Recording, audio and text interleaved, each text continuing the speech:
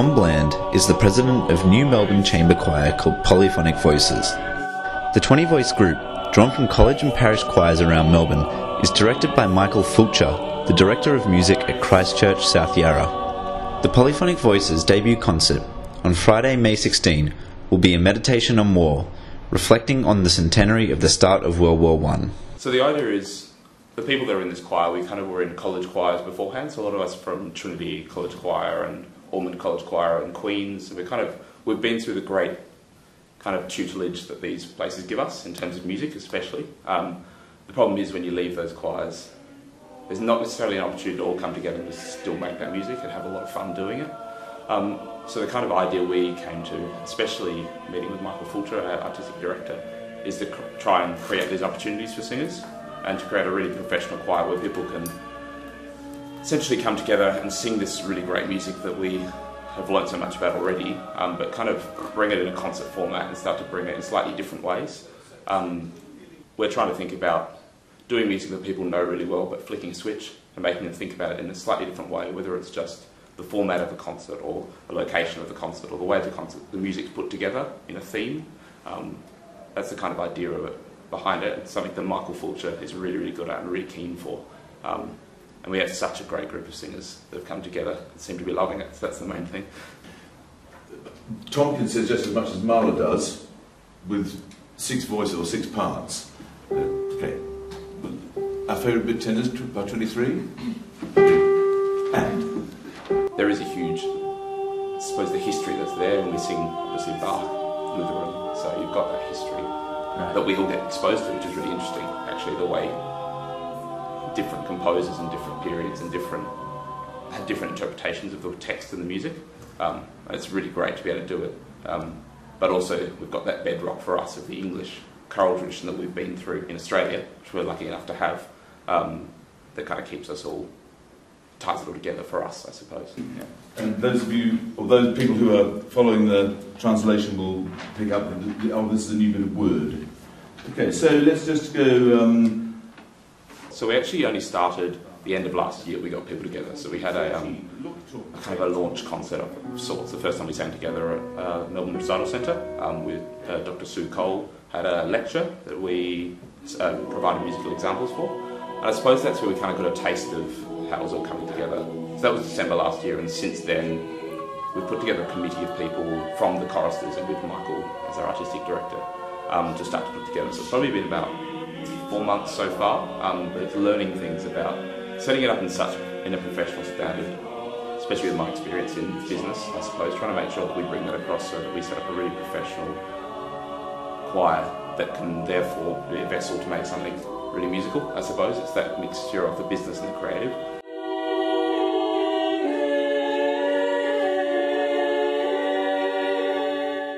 But the idea is to try and build it as a concert choir around Melbourne, probably to do 3 to 4 concerts a year, so we can really focus in on the ones that we think will be great for people to come to and really be able to tell a good story and make a really good experience for people to kind of look at. Because I think one of the great things that we're really trying to focus on is creating an experience. It's more than just putting on a concert. It's putting on an emotional kind of ride for people, and something you're paying for something that's exciting, or it gives you the kind of emotions that you want to have with music, that music can give.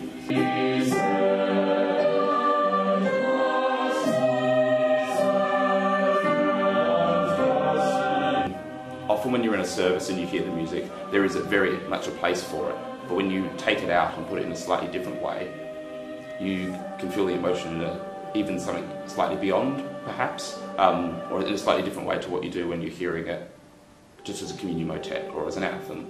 It's kind of putting all of those together, you start to create an even bigger emotional story. So that's the kind of thing we're really hoping to do.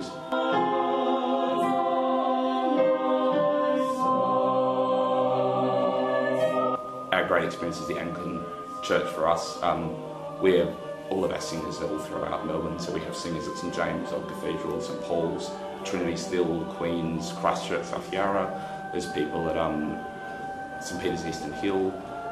We're kind of all over there, so we're trying to appeal to those congregations to come hear us, obviously, as much as possible.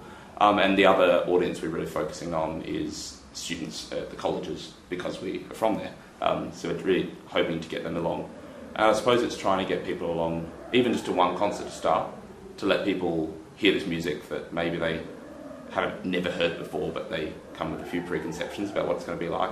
But us presenting it in such a way that they're actually, oh, that is something I'd go back to, and I might go to something different next time, sure, but they might be more open to doing it more often, or even coming to services and hearing music and that kind of thing. So start to be engaged in the communities a little bit more. So they're probably the two major audiences, but again, we're trying to open it up and give it as much exposure as possible.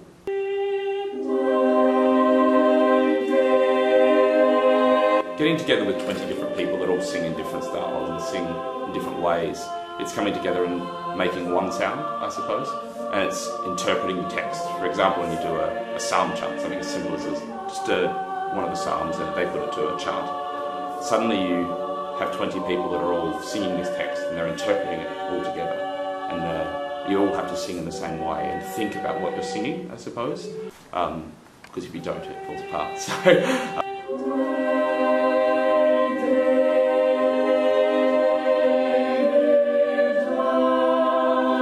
But one of the great things probably that for us being in the choir is actually the history behind it.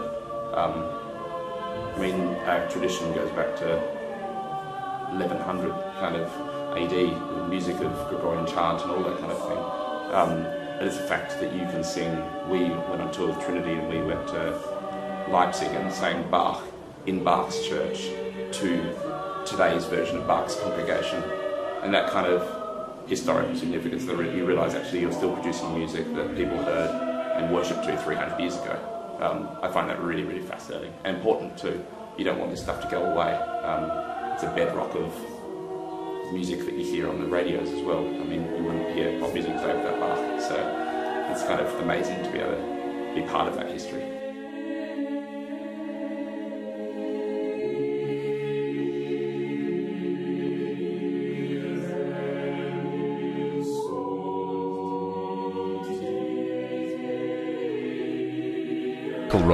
Anglican Media, Melbourne.